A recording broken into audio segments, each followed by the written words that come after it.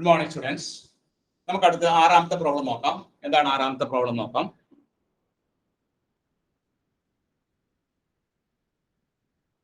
ആറാമത്തെ പ്രോബ്ലം പറയുന്നത് a sample of size 49 is taken with mean 35 and standard deviation 11 from a population.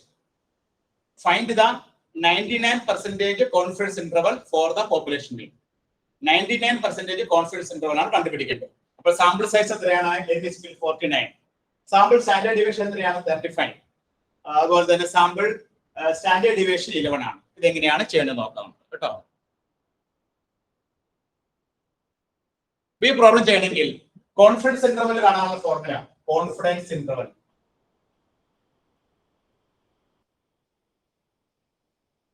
equal to x bar plus or minus z alpha by 2 s by root n. ഇതാണ് നമ്മുടെ formula.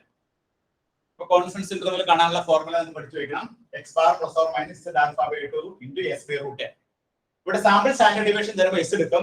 Population standard division ആണെങ്കിലോ sigma എടുക്കും. അപ്പോൾ x bar plus or minus z alpha by 2 into s by root n. അപ്പോൾ x bar എന്ന് പറഞ്ഞാൽ നമുക്ക് അറിയാം 35, s എന്ന് പറഞ്ഞാൽ 11, n എന്ന് പറഞ്ഞാൽ 49. ഈ കിട്ടാത്ത ഏതാണ്? z alpha by 2.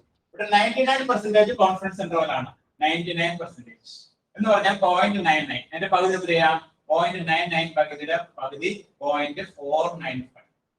ഇനി നമ്മൾ ടേബിളിലേക്ക് നോക്കിയിട്ട് ഇതിന് കറസ്പോണ്ടിങ് ആയിട്ട് ലിസ്റ്റ് വാല്യൂ കണ്ടുപിടിക്കണം. അതെങ്ങനെയാണ് കണ്ടുപിടിക്കുന്നത് ഞാൻ കാണിച്ചു തരാം.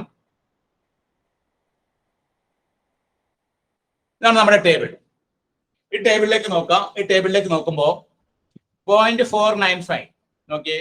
ഇവിടെ 0.495 കണ്ട. ഈ 0.495ന് നേരെ ഈ റോ വൈസ് നോക്കുമ്പോൾ 2.5, ഇതിന്റെ കോളം വൈസ് നോക്കുമ്പോൾ 0.08.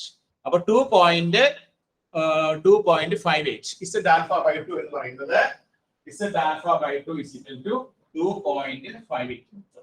2.58. ഒന്ന് നോക്കിയേ, നമ്മുടെ ടേബിൾ എക്സെറ്റ് ടേബിൾ നോക്കാം. ഇസഡ് ടേബിളില് 0.99ന്റെ പകുതി 0.495.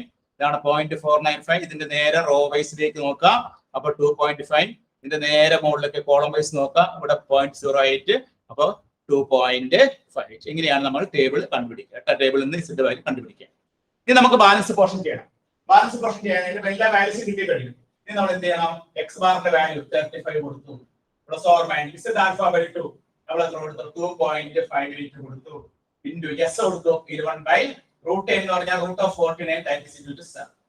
That is equal to 35 plus or minus 2.58 നെ ഇതുകൊണ്ട് ഗുണിച്ച് 7 കൊണ്ട് ഡിവൈഡ് ചെയ്യുമ്പോൾ നമുക്ക് കിട്ടുന്ന വാല്യൂ 4.428 എന്നാണ്. 428. ഇനി നമ്മൾ 35 നിന്ന് 4.05428 കുറയ്ക്കാം. കുറച്ച് കഴിയുമ്പോൾ നമുക്ക് കിട്ടുന്ന വാല്യൂ എത്രയാണ്? 30.95. ഇനി 35നോട് ഇത് ആഡ് ചെയ്യുമ്പോൾ നമുക്ക് കിട്ടുന്ന വാല്യൂ എത്രയാണ്? 39.0. ഇതാണ് നമ്മുടെ കോൺഫിഡൻസ് ഇന്റർവൽ. ഇങ്ങനെയാണ് കോൺഫിഡൻസ് ഇന്റർവൽ കണ്ടുപിടിക്കുക. അപ്പൊ കോൺഫിഡൻസ് ഇന്റർവൽ കണ്ടുപിടിക്കണമെങ്കിൽ നമ്മൾ എന്തൊക്കെ അറിഞ്ഞിരിക്കണം? കോൺഫിഡൻസ് ഇന്റർവലിന്റെ ഫോർമുല അറിഞ്ഞിരിക്കണം. ഫോർമുല എന്താണ്? X bar plus or minus Z alpha by 2 S by root n. Standard sample standard deviation ആണെങ്കിൽ S by root n, population standard deviation ആണെങ്കിലോ സിഗ്മ ബൈ റൂട്ട് n. അപ്പൊ ഇതാണ് നമ്മുടെ formula. X bar plus or minus Z alpha by 2 into S by root n. ഇതിൽ നമുക്ക് X bar നമ്മുടെ കയ്യിലുണ്ട്, n നമുക്ക് തന്നിട്ടുണ്ട്, സാമ്പിൾ സ്റ്റാൻഡേർഡ് ഡീവിയേഷൻ തന്നിട്ടുണ്ട്. ഇസഡ് ആൽഫ ബൈ 2 എന്ന് പറഞ്ഞാൽ ടേബിളിൽ നിന്നാണ് കണ്ടുപിടിക്കേണ്ടത്. ഇവിടെ 99% കോൺഫിഡൻസ് ഇന്റർവൽ ആണ്. 99% കോൺഫിഡൻസ് ഇന്റർവൽ ആകുമ്പോൾ 0.99ന്റെ പകുതി, അതായത് 0.495. ഈ 0.495ന് കറസ്പോണ്ടിങ് ആയിട്ട് ഇസഡ് വാല്യൂ കണ്ടുപിടിക്കുക. ആ ഇസഡ് വാല്യൂ നമുക്ക് കിട്ടുന്നത് എത്രയാണ്? 2.58.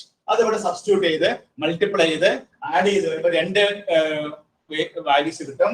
ഒന്ന് 30.95ഉം 39.05. ഇതാണ് നമ്മുടെ കോൺഫിഡൻസ് ഇന്റർവൽ. കോൺഫിഡൻസ് ഇന്റർവൽ ആണ്.